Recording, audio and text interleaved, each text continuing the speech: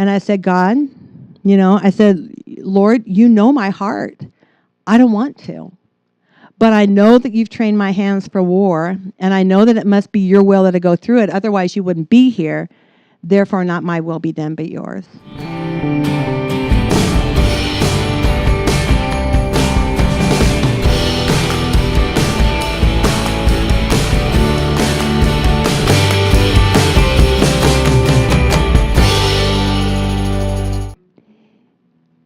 The Lord released me. Well, I guess I'm kind of starting at the end. Am I okay to start?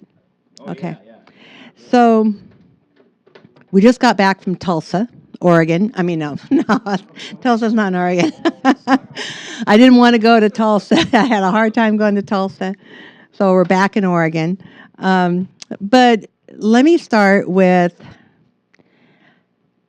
it's such a huge thing that God did. It's really hard to know where to start. I was a warrior. I was an intercessor. Really helped people out of the cults, witchcraft and that type of thing. Got tired of it. I wasn't really someone that volunteered for that. It was kind of like, when you're in the Army and God asks for volunteers and everybody else steps back but you. That's kind of what it was like. I went and I did it, but it was reluctantly. And so, but he taught me a lot.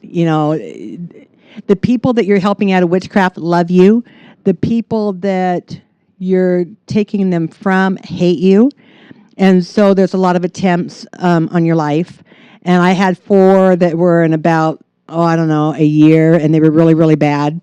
And so I asked God to transition me out, and I became an intercessor for the nation.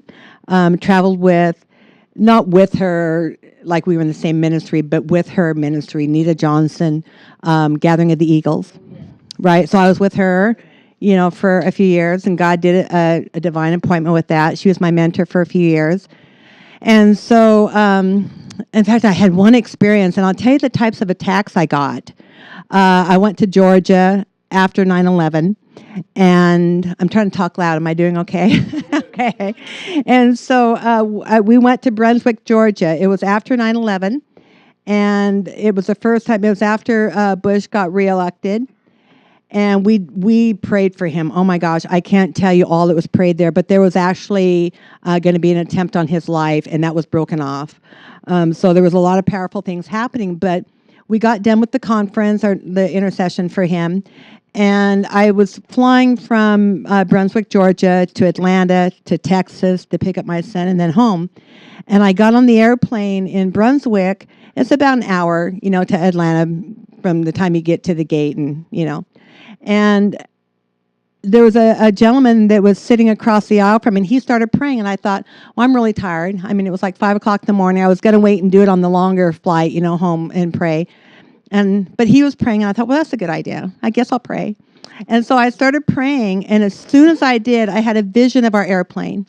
And the airplane was like this, and Satan took his 2 fingers and went like this and flipped it, and it twirled, and it crashed.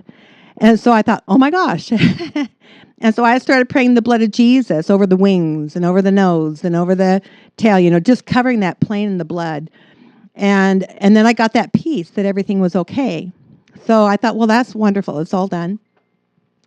And we were sailing along. Everything was very, very smooth. It was a very good flight. And in about 35, 40 minutes into the flight, the plane went, whoom. And it turned like this. It went flip. And the pilot caught it and flipped it back the other way. And so we did the flip that way. So we did a complete circle, only in halves. And then he brought it back, and then we flew home. But, Did he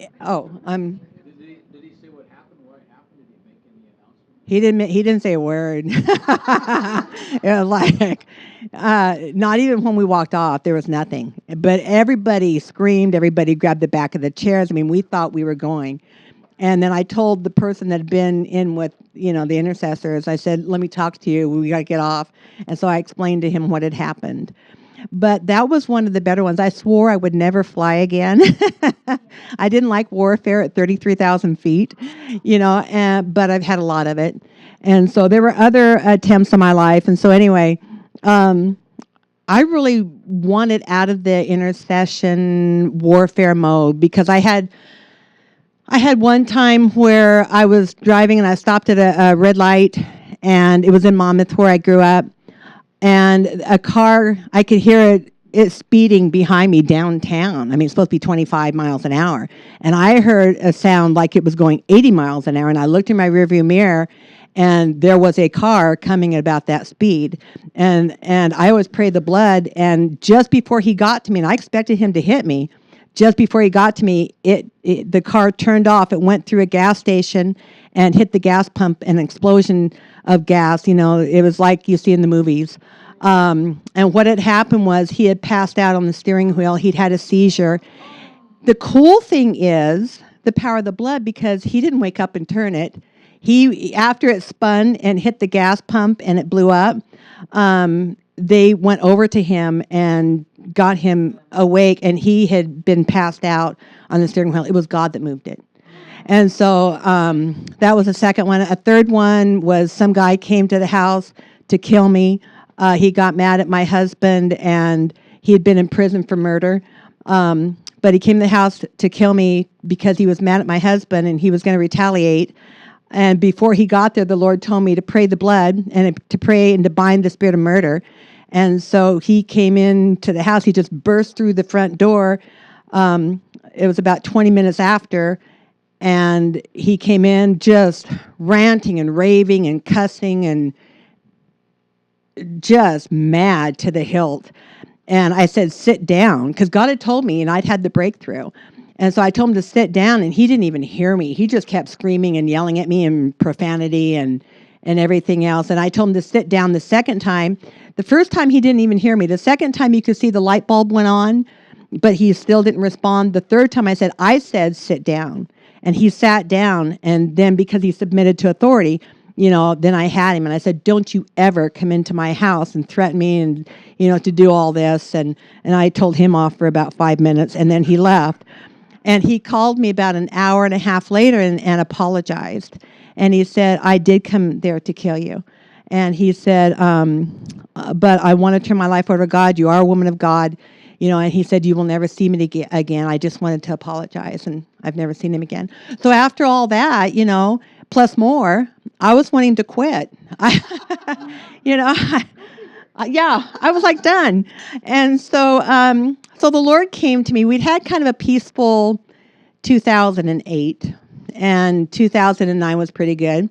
And 2009 really kind of started it. In March, the Lord told me two things. He told me what would happen with each one of my family members. And he also told me that Trump would be the next president.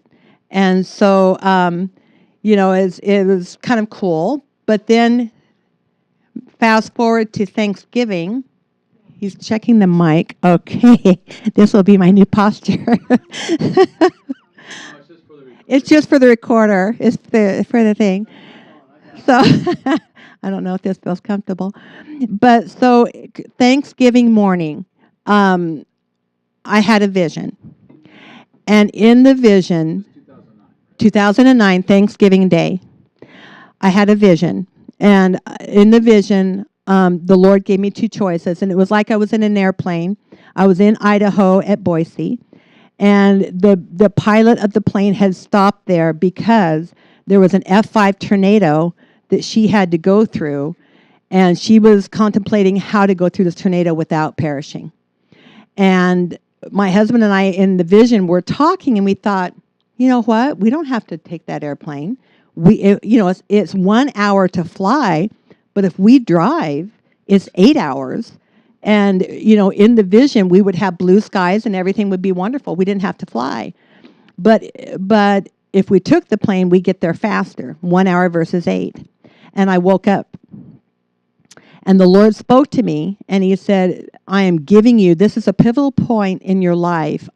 You can either have a very nice life where it's blue skies and everything's beautiful and peaceful, or you can go through this F5 battle with the enemy, and you're not guaranteed to make it through. But if you do make it through, then there'll be these rewards. And, I have to be honest. I told my family we were supposed to discuss it and then come back to God. And truthfully, like I told you before, I'd had so much warfare, with witches and with almost falling out of the sky and somebody coming to kill me and the gas pump and others, that I wanted that peaceful life. My family, my daughter, my son, and my husband at the time, they wanted to go through the F5 tornado. Their reasoning is that we'd been through battles before, that I was trained, that yes, it would be hard, but we'd been through hard, and so we could make it, and we would have 1 hour versus 8, and we would have all these blessings. Well, that was logical. That made sense to me.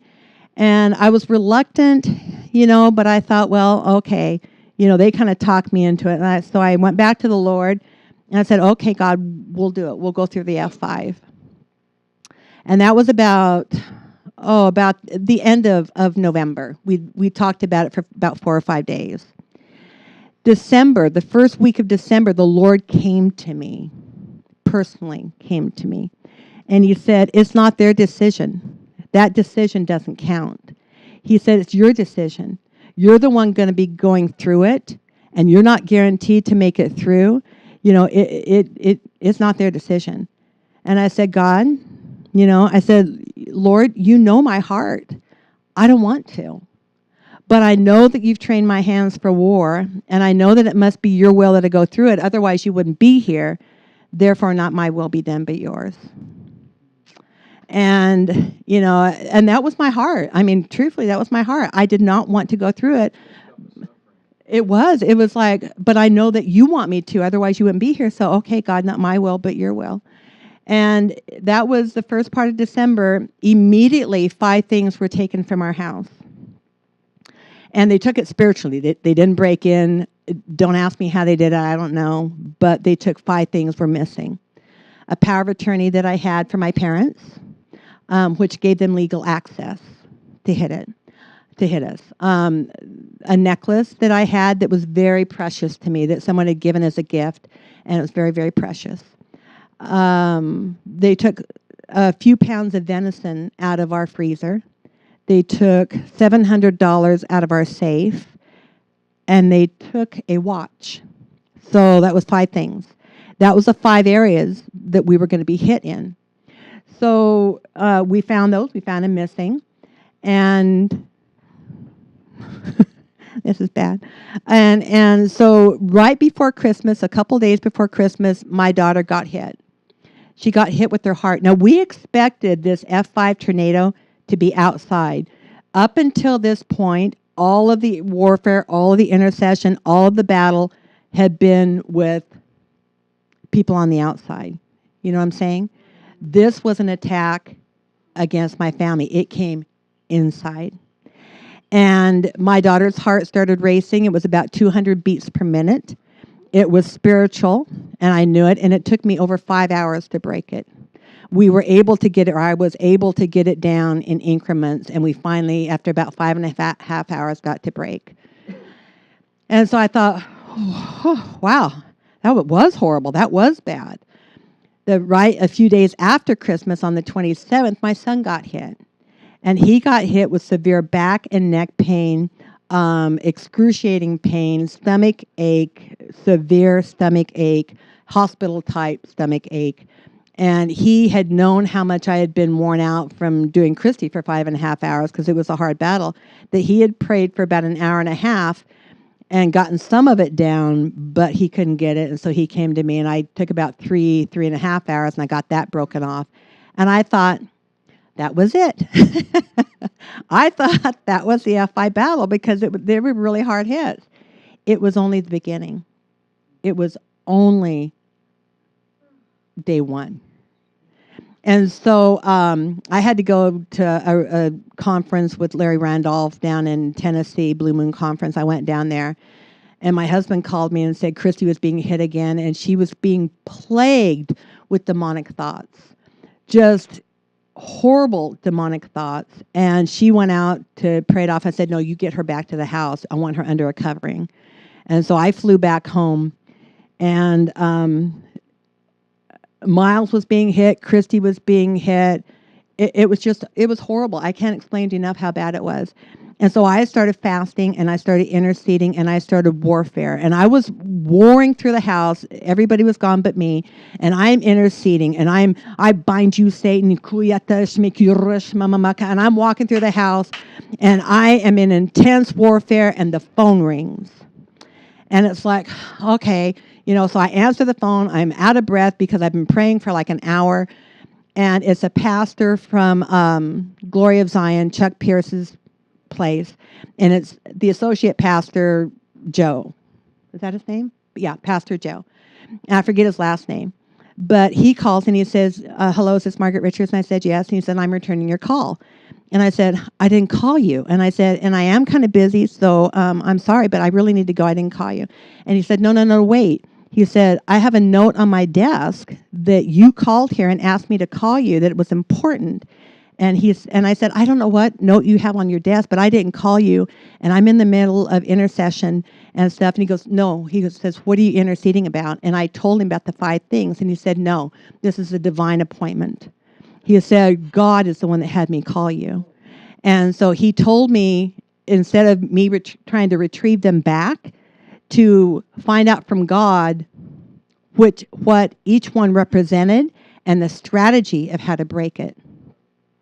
And so that was divine appointment number 1. And he told me that it was a Elijah versus the prophets of Baal. And that's what I was called to, and that it was going to be big. But God, if I was faithful, God would be faithful. And, or God was already faithful. But you know what I'm saying? If my faithfulness, if I would do. And so I'm fasting. And the warfare becomes horrible. I mean, I'd been to warfare. I'm telling you some of the things I've done. But it went from here to here. And you guys have heard about demonic possession. Have you ever heard of soul possession, where the witch will split their soul, and instead of it being a demonic spirit, it's their human soul? That's what we started dealing with. And so I fasted. Well, I was doing complete fast. Those fasts that you're not supposed to do, the 3 days without food and water. I did a bunch of those. And then 30-day fast and 40-day fast. Well, anyway, for that entire year, out of 13 months, I fasted 7. And it was just a battle. But right at about March or April, I won the battle. And this is what I want to share with you. I won it. But because my daughter and son were still getting hits, my daughter especially didn't believe that it was won. And here's the thing. It is by faith, and it may be in accordance with grace. And so I tried till I was blue in the face to convince her, no, we've broken it. It is broken. They are defeated. And she would have a thought, or she would have a heartbeat, or something else. And she goes, but I'm still being hit. And I said, but Christy, you're redeemed. It's done. Well, I tried that from April. She wanted to go down to Kimberly Daniels to have her help. And I said, it's not what God called, but okay, we'll go. But at the end of the day, you got to believe God. And so anyway, battle. September, I finally told her, I said, okay, Christy, I've been trying to convince you that it's already won. I said, I guess you're going to have to learn that there's consequences to disobedience. And at that point, it went from bad to worse. We had attacks against Christy's heart and against her mind, and we had other things. Now it stepped up another notch. It went to where witches were projecting into the house, and they were speaking into the house. There would be a voice that would just start telling who they were, and that they were going to kill us, and that they were going to kill her, and that they were too big, and that they'd already defeated us, and that there was nothing that we could do, and that it was over. So why try? Why not just give up? And they were hitting her heart, and they were hitting Miles, and her heart would start racing, and different things were happening. It was horrible, and we would have to go through intense warfare to break it. So we go through to the following March, which now we're in about,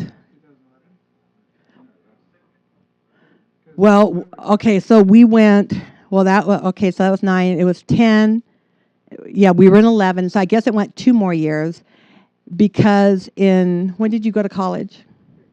13. So it was in March of 13 that we finally got Christy to start walking in faith, because God was revealing to us, right in that time, in 2012, the Lord woke me up in the middle of the night, and he said, call those things that are not as though they were.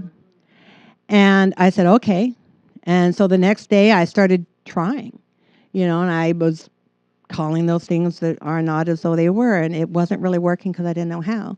And so the next day I tried to do the same thing. I tried to obey God and speak, and I didn't know how. And the next day, after the 2.5 days, I said, God, I don't know how to do it. I don't know how to call those things that are not as though they were.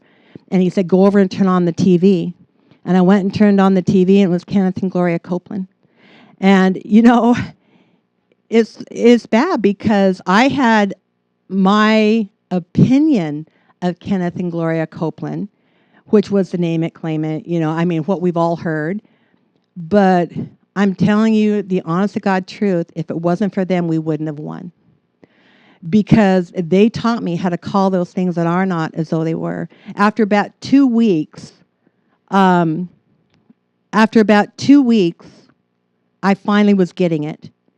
And then the Lord gave me a vision, and in the vision, Kenneth and Gloria called me into their house, and it was like, what do you want? What is it you want? And I started to tell him what I wanted, and he put his finger in my face, and he said, decree it. And he gave me the scripture, you guys all know it, from Job 22. Decree a thing, and it'll be established. So putting together, call those things that are not as though they were, Romans 4:17. And what do you want? Decree it. Job 22, I started putting those two together because God gave me them to put together. And I went to my bed and I would decree, she is not being hit, I decree it. We are free, I decree it. They are defeated, I decree it. No weapon formed against us will prosper, I decree it. They have no authority in this house, I decree it. They are no more, I decree it. And I was decreeing what I want. Guess what happened? After a couple days of doing this, and I was doing 3 hours a day, decreeing for an hour what I want, and that they were defeated, that they had no authority, that she was blessed, that she was strong in faith, that Miles was blessed, that our family was blessed, and that there was no witchcraft against us. I decree it. Right in the middle of this, after about the 3rd day, an open vision pops up before me, and I see a warlock in a shroud.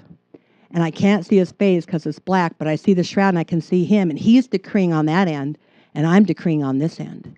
We have a battle of decrees. And I don't have my Bible. I have it over there. In Psalm about 70-ish, somewhere give or take, God showed me a scripture, and I did not know this. Do you know that the enemy decrees? Yeah. Psalm 94, 20 through 23. Can a throne of destruction be allied with you, one which devises mischief by decree? They band themselves together against the life of the righteous and condemn the innocent to death. But the Lord has been my stronghold and my God, the rock of my refuge.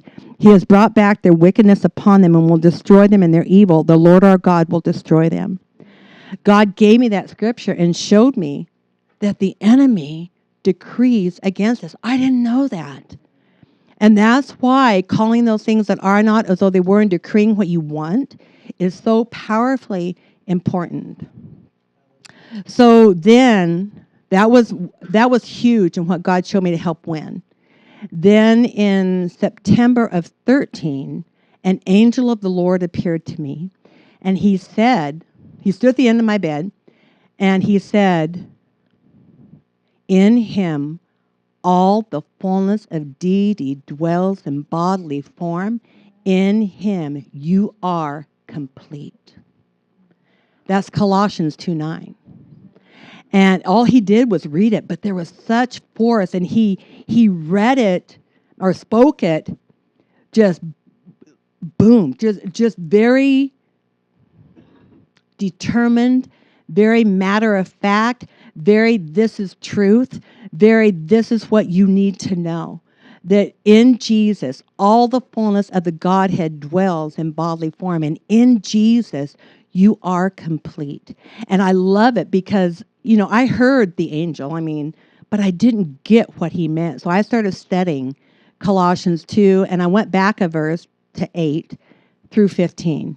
That was the other thing that came in with the other part that gave us a powerhouse of a foundation that we won the battle. And here's what it says in 2:8. See to it that no one take you captive through philosophy or empty deception, according to the tradition of men, according to the elementary principles of the world, rather than through Christ. For in him all the fullness of deity dwells in bodily form, and in him you are complete. And he is the head over all rule and all authority. And in him you have been circumcised with a circumcision made without hands, and the removal of the body of the flesh by the circumcision of Christ. Having been buried with him in baptism, in which you were also raised up with him through faith in the working of God who raised Christ from the dead. When he disarmed the rulers and the authorities, he made a public display of them, having triumphed over them through Christ. So it doesn't matter if it's one witch or if it's 10,000 witches, they're defeated through Jesus Christ. But if you don't know it, and if you don't stand in it, they'll wipe you out. Because when they were in the room, projecting into the room, speaking into the room, we're going to kill you. We're going to kill your daughter. We're going to kill your son. It's too late. You can't do it. We're too strong. We've sacrificed. In fact, they did. They sacrificed somebody in order to have the power to attack our family. It's just, you might as well give up, because no matter how hard you try, we've already gotten the victory. Amen. And if I had believed them, if I had believed what the enemy said rather than what God said, we would have lost. And that's why God said you may not make it through. Ephesians 6:10, be strong in the Lord and the power of his might. Put on the full armor of God so that you can resist the schemes of the devil. And what's the first piece of the armor of God? Everybody says that. You got it. You're one of the few people. Everybody says it's the helmet of salvation. It's not. It's the belt of truth. And the truth, Jesus said, I am the way, the truth, and the life. He is truth. So we have a choice to believe his word, no matter what it looks like, no matter what it sounds like, no matter what is taking place, or we can believe what we hear.